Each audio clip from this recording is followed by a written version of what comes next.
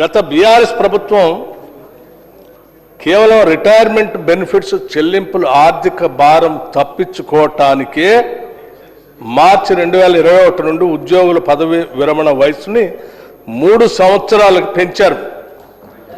4వ తరగతి ఉద్యోగులు 60 నుండి 67 సంవత్సరాలు మరియు ఇతర ఉద్యోగులకి 58 నుండి 61 సంవత్సరాలు పెంచడం వలన మార్చి 2021 నుండి మార్చి 2024 మధ్యలో పదవీ విరమణ చేయవలసిన దాదాపు 17,000 మంది ఉద్యోగులు మార్చి 2024 తర్వాత పదవీ విరమణ చేయటం వలన వారికి చెల్లించాల్సిన పదవీ విరమణ ప్రయోజనాలు గత బీఆర్ఎస్ ప్రభుత్వం చెల్లించకుండా ఈ ప్రభుత్వంపై భారం వేసిన మాట వాస్తవం అధ్యక్ష.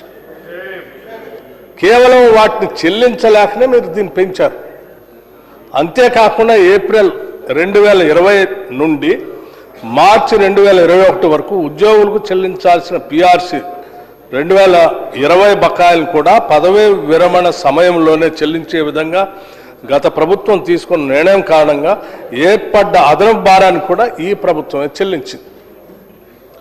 దానికి తోడు పదవీ విరమణ వయసును పెంచడం వల్ల ప్రస్తుత రిటైర్డ్ అవుతున్న ఉద్యోగుల సర్వీస్ పెరగటం వల్ల వారికి చెల్లిస్తున్న గ్రాట్యుటీ, సరెండర్ లీవ్, జీపీఎఫ్ వంటి ఆర్థిక ప్రయోజనాల్లో కూడా పెరుగుదల ఏర్పడి ఆ అదనపు భారం కూడా ప్రభుత్వమే మోయవలసి వచ్చింది.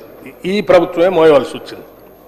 మొత్తంగా వారు గత ప్రభుత్వం చెల్లించాల్సిన రిటైర్మెంట్ ప్రయోజనాలు 3 సంవత్సరాలు వాయిదా వేసి మాపైకి, ఈ ప్రభుత్వం పైకి బదలాయించారు.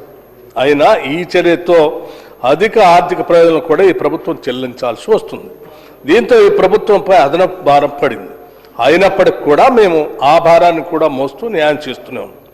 గత బీఆర్ఎస్ ప్రభుత్వం డిసెంబర్ 2023 నాటికి 40,154 కోట్ల రూపాయలు వివిధ రకాల బిల్లులు పెండింగ్ పెట్టిన విషయం ఈ సభ ముందు శ్వేతపత్రం ద్వారా తెలిపిన విషయాన్ని కూడా నేను మరొకసారి గుర్తు చేస్తా ఉన్నాను అధ్యక్ష.